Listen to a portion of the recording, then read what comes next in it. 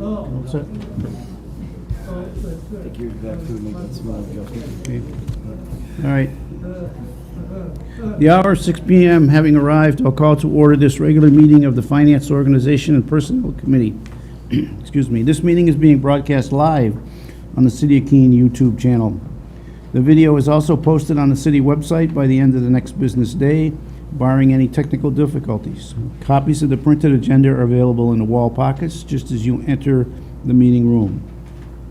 The public and other city councilors will be recognized to ask questions and make comments on the agenda item under discussion. After being recognized, all remarks will be made through the chair.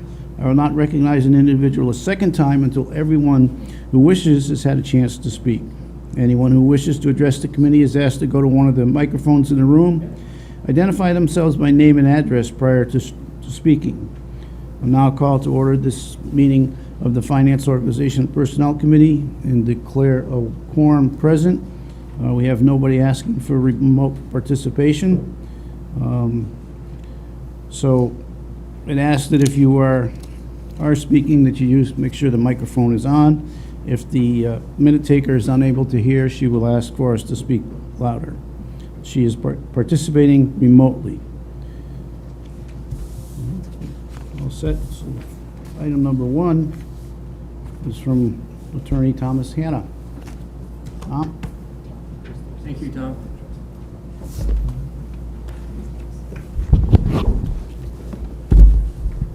Is this working? Yep, you're good. My name is Tom Hanna. I'm a lawyer in Keene, and I represent JRR Properties LLC, which is the owner of what used to be the Colony Mill parking lot and has now been torn up and greened, and is located at 0 Ashwillet Street. And the reason I'm here was addressed in part by a letter that I sent to the mayor and city council on June 10, and that resulted in this hearing. Appended to that letter was a schematic or a plan that I would like to draw to your attention, but I think it might be helpful since the purpose of this meeting is essentially to ask the committee to make a motion, and I'll just tell you what it is because it summarizes what we're here for, and then I'll go into some of the details. And Tom Mullins may have to help me a little because there's been a short addition here, but move that the city manager be authorized to do all things necessary to negotiate and execute an agreement on terms and conditions acceptable to the city to accept the land donation offer, and I don't know if that's where for purposes of a city park, of a portion of 0 Ashwillet Street, conditioned upon the successful completion of any regulatory approvals necessary for JRR Properties to complete the proposed development of the proposed adjacent property. And that's what we'd ask the committee to consider as a motion. So Just to tune up a little bit, with the slight revision, but Councilor Lake has it. Attorney Hanna captured most of it. It's Okay. just not quite in the right spot. Okay, I didn't know. I thought you gave me the motion there, the head fake. So if you look at I think the way to look at this plan is with proposed lot 1 on the bottom and the building in the northeast corner, because then the top of the plan will be north and the bottom south. The Ashwillet River, of course, is to the west. So the proposal by my client is to gift lot 1 approximately, hasn't been surveyed by a modern survey at this point, but this schematic is based on prior surveys. So the proposal is to gift lot 1 to the city to be used as a playground and city park, and also as access to the river for kayaks and canoes. And then Lot 2, which is approximately 1 acre, Lot 1 being approximately 2.5. Lot 2 is proposed to be the site for the conservation organization, the Monadnock Conservancy, for its conservation facilities, its headquarters. And that lot would extend to the west to where the red line is, and it's approximately an acre, as I mentioned. So to the west of the parking lot for the Monadnock Conservancy quarters would be a proposed solar array. And that, my client's hope and intention is that solar array would furnish all of the electrical needs for the Monadnock Conservancy as well as for the park, for the city park. The size of the solar array is would require a variance, and we're not sure whether the Monadnock Conservancy activities will require a variance or are otherwise permitted, but we will address all of that with the zoning board and/or John Rogers. So we need to go through that process. And we're not positive whether we will commission a survey for the subdivision before we know whether we have those zoning approvals, but given the length of time, the lead time that surveyors need these days, we may have to get that going too in order to have the survey in effect. Now, this is a project that my clients have been discussing with Andy Bohannon for a long time. I think he's almost in a better position, if the committee would like to hear from him, to discuss what the city would like to do with the land, with the donated land. I can give it a stab, but I'm not going to be as conversant or have the history as much as Andy would. Let's first see if we have questions for Tom from the committee. Were you volunteering, or are you ready to run up here?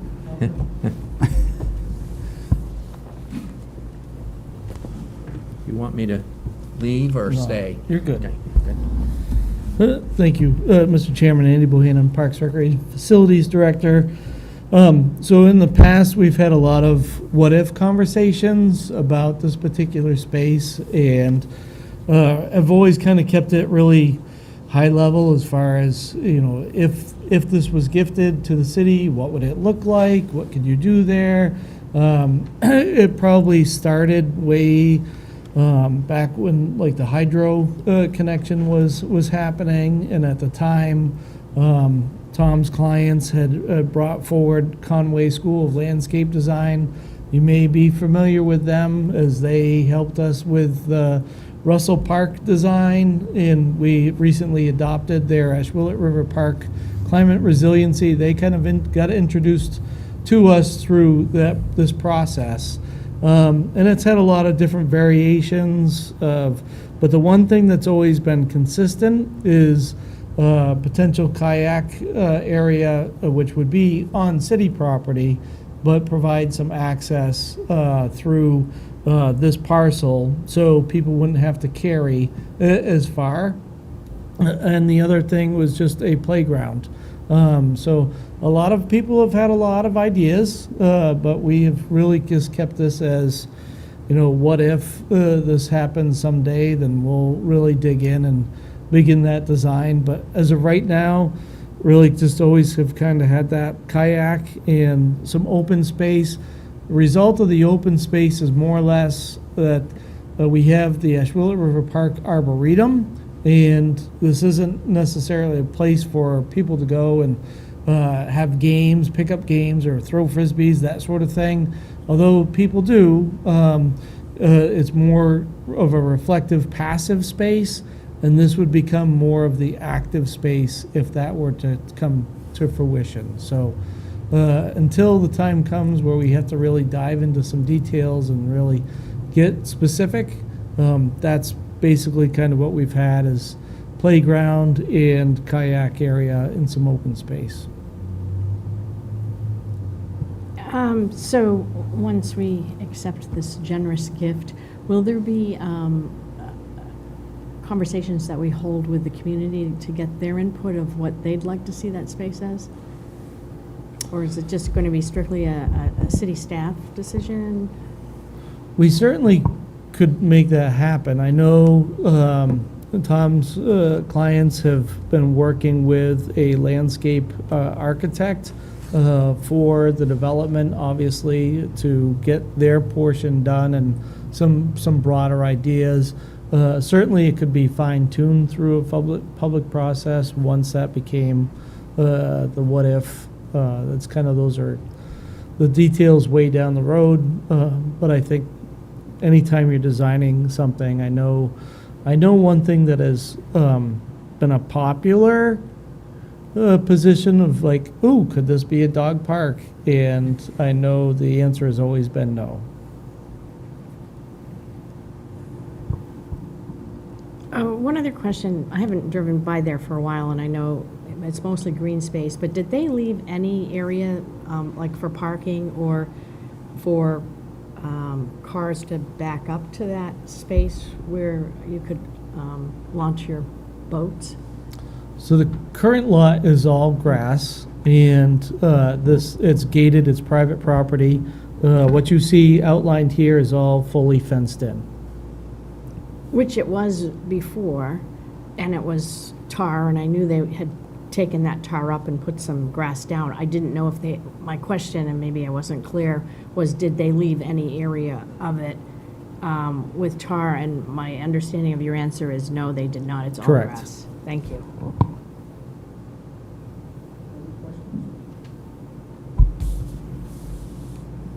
All right. Are we comfortable with the recommended motion? Meet your needs? Okay, so before we take it, just to give everybody somewhat of an idea, of what are we talking in timing here? Given the fact that things don't always fall into place, you Right. must have some idea you want to be Yeah, complete by. we haven't given up the goal of by year end, but I think that's ambitious. We hope to address the zoning issues by any applications maybe in August with the hearing in September. If we were to hire a surveyor right now, I think we'd be looking at end of September into October for the earliest time we'd have a subdivision, and then, of course, we'd have to get in front of the planning board. So it's possible it could be year-end, and then we have the other issue, which I should have told you that the firm that we're using for the solar array is Revision. The city is familiar with Revision. We've been very happy in our dealings with Revision, and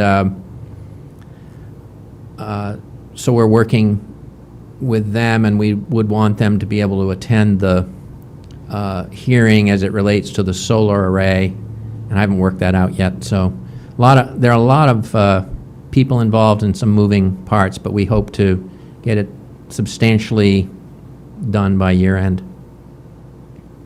Excellent. Get a motion? Move that the city manager be authorized to do all things necessary. Mr. Chairman, I'm sorry to interrupt, but would you not like to open up to the public for any comment, just in case first? I usually do. I will open to the public. Is anybody, well, first of all, I'm supposed to say, any counselors? Not seeing any. Anybody from the public wish to speak?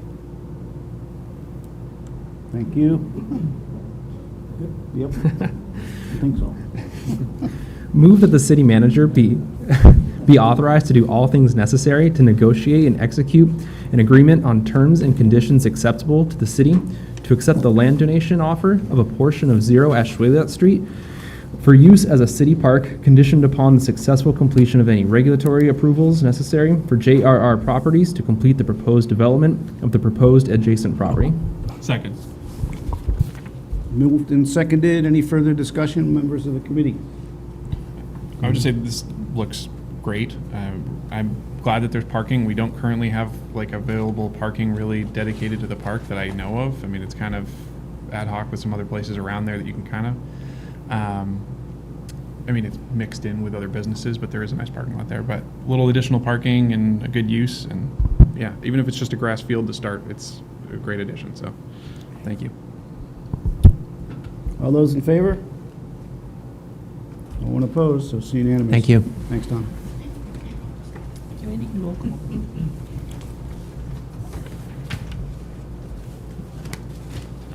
And the next item is to do with the Keene Island Condo Association and Keene Island Holdings, and it's about a lease on the properties over there. Court, you're... I'm up here for support. I need backup. No, this is a proposal that is being made by Keene Island Properties. They had a lease agreement with the city back in the 90s for use of this space. It's actually space that's adjacent to the bike trail and is now basically parking for the buildings that are there and the condominium association that is occupying most of the building. For whatever reason, that lease just sort of got dropped aside, and then the property transferred not too long ago, and as a result of the happenings out there, it was discovered that the lease had expired long since, and they needed a new one as a result of a planning board site plan review application that was being done. There was an amendment to the site plan because one of the, it was Corning that wants to put a generator out at the property. So they were required to go to the planning board to get a site plan, which is currently pending before the planning board. We'll probably get an extension, agreed upon extension, while we work out the details that were necessary for the parking. There are also some underground propane tanks, fortunately, not oil tanks, that are at the property. Those were installed probably about the same time back in the 90s. So this is really an effort to clarify their rights to use the property under a lease for the parking and the propane tanks, and to satisfy the planning board site plan condition at this point. That's the backstory. Questions, members of the committee? Just to clarify where the spot is, I want to make sure I'm understanding. It's just that sliver of parking on the north side of the property, south side of the rail trail, right? It's just a little edge. Yes, well, it's about 11,000 square feet, Okay. the property lease, and it is those 20 plus or minus spaces right along, that's the north side of the building. And then as you continue down past the parking, that's where you'll see the propane tanks. Sure. Okay. And just to summarize, so the motion is to allow the negotiation and execution to happen. We have been talking with them about this, just for transparency. I mean, they had to come to us and say, what do we do? So we have been talking with them about it, but nothing has been finalized yet.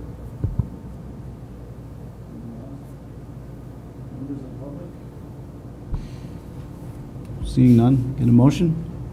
Move to authorize the city manager to all things necessary to negotiate and execute a lease agreement for the proposed parking and other uses of the city-owned Island Street property. Second. Been moved and seconded. Any further discussion by members of the committee? Seeing none, all in favor? No one opposed, so it's unanimous. Thank you. Next item is from Parks and Recreation. Hello, Alyssa Bender, Youth Services Manager.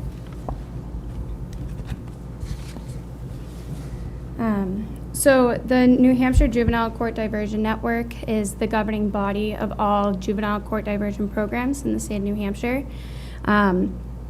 We our program here is more commonly known as the Juvenile Conference Committee, or the JCC.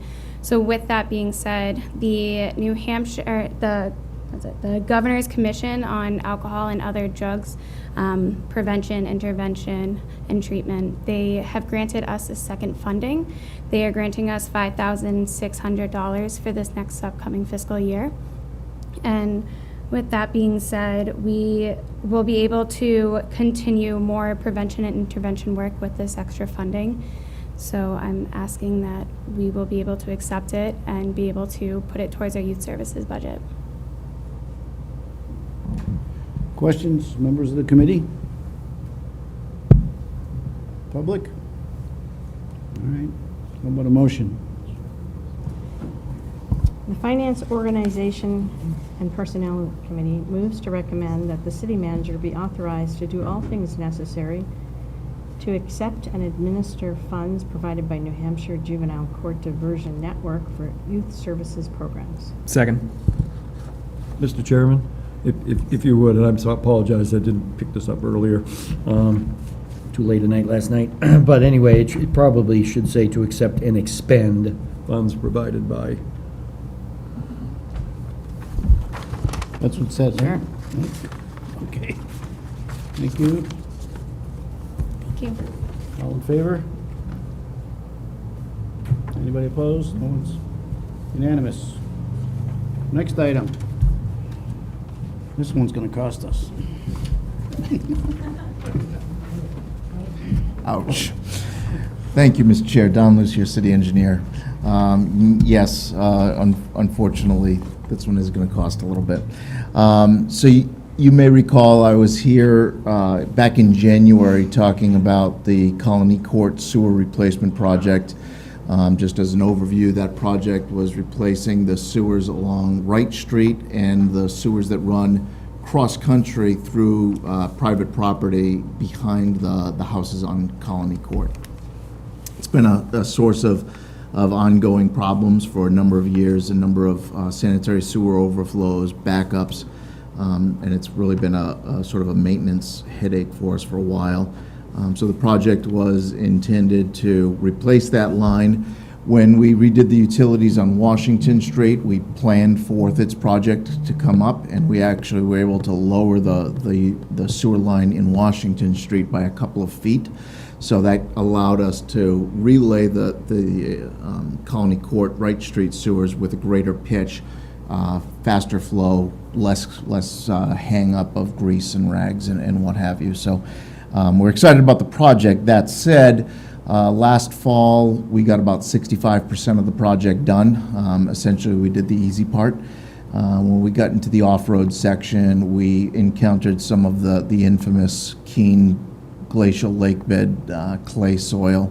And I told you the story last time about basically this material turning to liquid once it was excavated, and just the weight of the excavator swinging its arm around all of the ground around the machine was moving. So over the winter, since January, when you approved the change order with the design engineer, we did some additional geotechnical exploration, did a lot of design work. We had the consultants review a number of different options, including improving the soil where it is. There's a number of different ways to do that. You can blend it with aggregate, you can inject cementatious material and whatnot. So it stiffens up that material so you can actually dig in it. We looked at isolating it, which is the sheet pile trenching.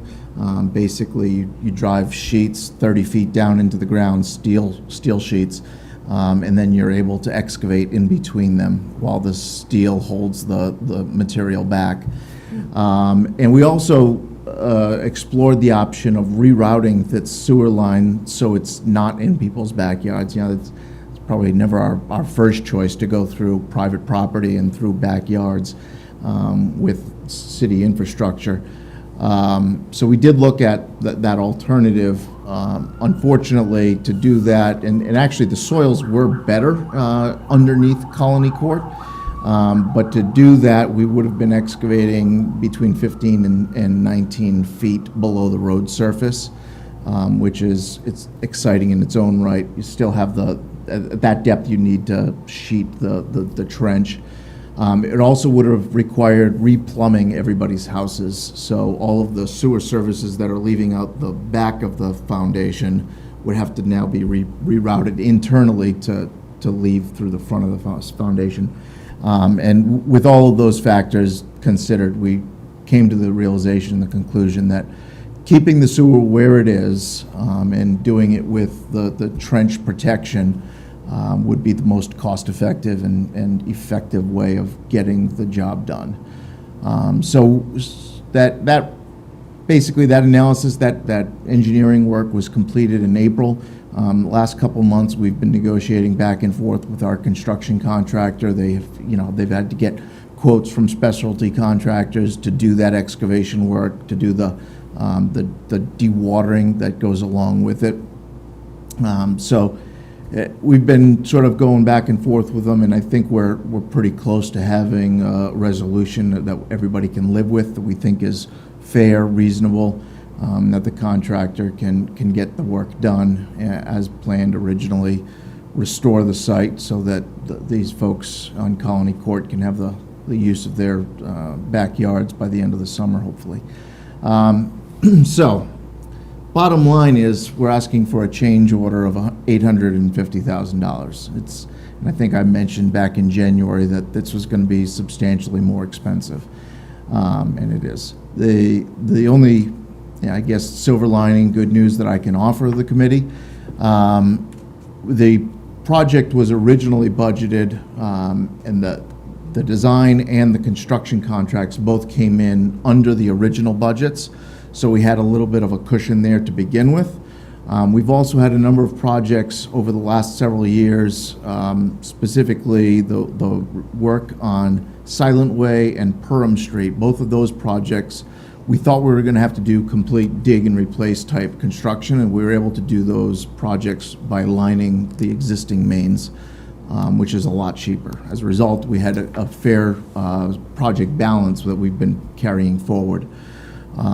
So at the end of this, if the committee and council ultimately approves this change order, no additional money needs to be appropriated. It's all money that's available within the sewer improvement program.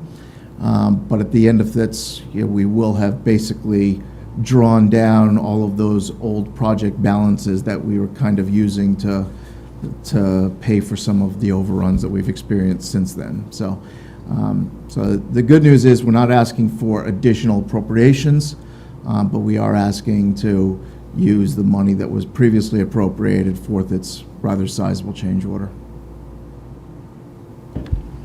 Questions? Members of the public? All right.